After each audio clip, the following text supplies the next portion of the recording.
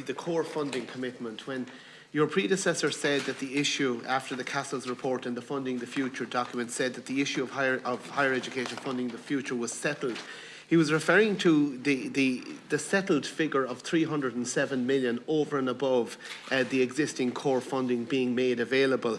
Now, I note in your, and thank you very much for circulating your words in advance, but you estimate that including 2030, that 650 million in funding extra will be paid out in extra core funding between now and 2030. Spread across individual years, that's no more than 120 million more per year for each of the future years. They're only going to be under 120 million up on average. So in fact, if you count the years that have been missed out on in terms of reaching that core funding, only a third, we're only a third of the way towards the objective under what's promised. Or put it another way, if you add up the increases each year in the core funding to be committed, starting with 50 million next year and 25 million for each of the years after, and even if you add another 100 million, you're still not at the 307 million. So while there was much to welcome in the budget, isn't it the case that you're still falling short of the core funding increase promise that was given in 2022? Well, thanks for your question, Senator, and I'm sure you'll have read the responses of the universities, themselves, and this was actually one of the things that they really welcomed.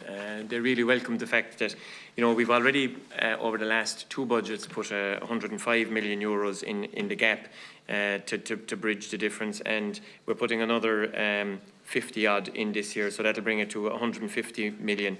In 2025, 50, in 2026, 75, and by 2029 we will have fully bridged that gap. And that's very important. From our point of view, we see our universities as critical places of learning. We've accepted the 307 figure. We haven't been in any way trying to hide behind it.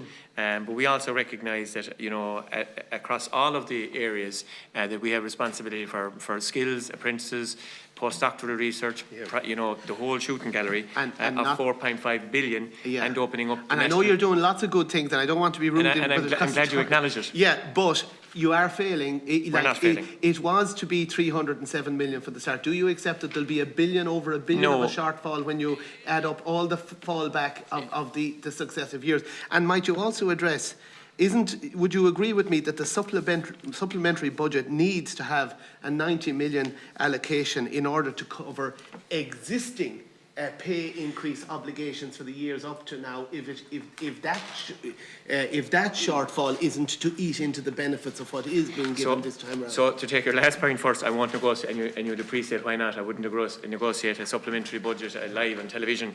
I'm sure the Minister for Public Expenditure and Reform wouldn't be appreciative of it. Yeah. But just in relation to, I don't accept the premise that it's a failure, and I don't think the Irish Universities Association are the representative of the technological universities. More to do, maybe? No, I'm not going to borrow a phrase from any farmer Taoiseach or anything like that. I'm just going to lay out what we've done. Yeah. And what we have done is we have gone over halfway across the river at the moment, and we have, with the opening up of the universities thought they were going to get across the river at the start. Well, sure, look, your predecessor said it was settled. But look, you can only do what you can do. My late mother had an expression, did you ever hear what happened taught? And I'm sure in a half-straw you know that. I know that one as well. And the universities, just let me finish, the universities, to be fair, everybody accepted that under no budget, even under a budget the Deputy Farrell might introduce, no one expected 307 million euros in one step, because it would have meant nothing for apprenticeships, nothing for skills, nothing for FET. They'd have thought they had it by now, though. But come here, what about Orgam?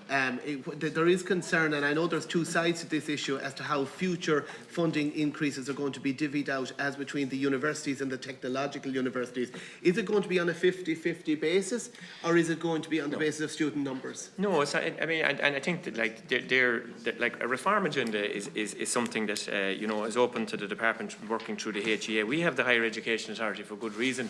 We have the Higher Education Authority to advise us with regard to needs, but we also, we don't live in some sort of a bunker where we don't discuss, for instance, getting back to Deputy O'Callaghan's point of view there a minute ago with regard to inflated grades, This government is putting significant investment into veterinary, into medicine, into dentistry, into pharmacy, and we will be doing over the next, in the near future, significant announcements. Now, you're a bright man. What has those. that got to do with the question that I've just asked What you? it has to do with it is, if you look at what we've done in the most recent announcement that I made with regard to veterinary, we didn't put it into what some people, which I think is a terrible terminology, a traditional university. We decided to go into regional Ireland, into I'm only asking you how future funding increases are going to be divvied out. Is it to be 50-50 as between the universities and the TUs, or is it going to be based on student numbers? It's simply no, it's not. It's not, and it's not a simple question. It's on a needs-based analysis, and we will look at it on a needs-based analysis. And there's no decision made with regard to that, because to decide that we're going to give 30% to this and 70% to that and 50% to that to 50 denies something called need. And the next Minister for Further and Higher Education, or a subsequent Minister for Higher Education, will obviously have views in relation to that. But student numbers play a huge part in that. There's no doubt that they do. I'm going to hold off my Athena Swan questions till the second stage, if I may, because I want to ask you one other question. Just to come back to the core funding. In what year, in your estimation, will we arrive at the point where university core funding will be 307 million or more above that 2022 figure? And do you acknowledge that the longer this goes on, the more the cumulative shortfall over the years is growing, and that it's now going to be well over $1 billion on the government's proposed figures? So I'll answer your second question first. No is the answer to that. I don't acknowledge that. Would you put a figure on the shortfall to date? And in the first round of answers that I gave you a while ago, I said that by 2029 we will have reached the agreed gap. So by and all that missed opportunity. Bills had to be paid in the meantime, But you're denying the fact that we're already paying in excess of 150 million euros. Like, it's not just 50 million this year and nothing from last year. This is a cumulative amount of money. It's supposed to be 307 million more. But I already said to you a while ago, nobody would have anticipated that it would be 307 million euros in 1 year. Nobody would have. Isn't it funny? Everybody, Senator, accepted that there was a trajectory to get to 307 million euros. If you offer me €1,000, there's a big difference between telling me I'll have it next year or I'll have it sometime over the next 25 years. I'm telling you when you're going to have it, and I have a pathway thanks to the National Training Fund. It is the only department with a multi-annual funding framework that can give certainty. And I'm glad you said that's welcome, because you didn't say it up to now. I'm as fair-minded as yourself, but I do think you're falling short in your stated commitments. And by the way, I might have to. Just on that, Chairman. 1 second. No, Minister. We're not closing the universities, by the way. Minister, the Chair is speaking.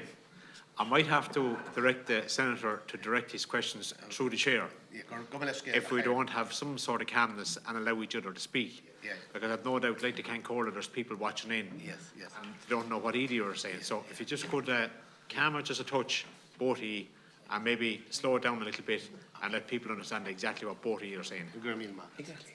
Senator, so we'll allow you one additional question. I've asked my questions.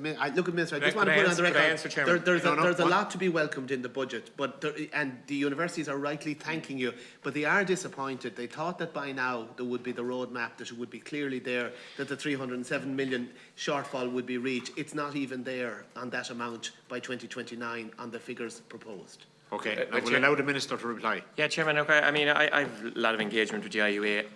I know that nobody expected 307 million euros in 1 year. Nobody did. And it was always going to be on an agreed incremental basis. We now have a date, 2029, by which that figure will be arrived at. And by the way, sorry. Senator, if I could just finish. Senator. No, you're denying the fact that there are hundreds of millions of euros in existing commitments from the department already going into universities. This is to increase the funding. So to suggest that it's somehow ground zero, that is not a fair representation. And I think you would even agree that that isn't a fair representation. No, but if you add up the figures, if you add up the increases that have been given year on year since that commitment was made, by 2029, that cumulative increase will not have reached 307 million. That is a fact. The only commitment that has ever been made with regard to a time frame around when the gap will be finally closed is in this budget, because it was the only basis on which there was a multi-annual funding model on which to base it on. Up to then, it was a basis of going in and trying to fight for each individual budget. That is now no longer the case, and the universities are very, very happy about that. But they're not happy. Okay, Senator, now we're moving on to Senator Byrne. I think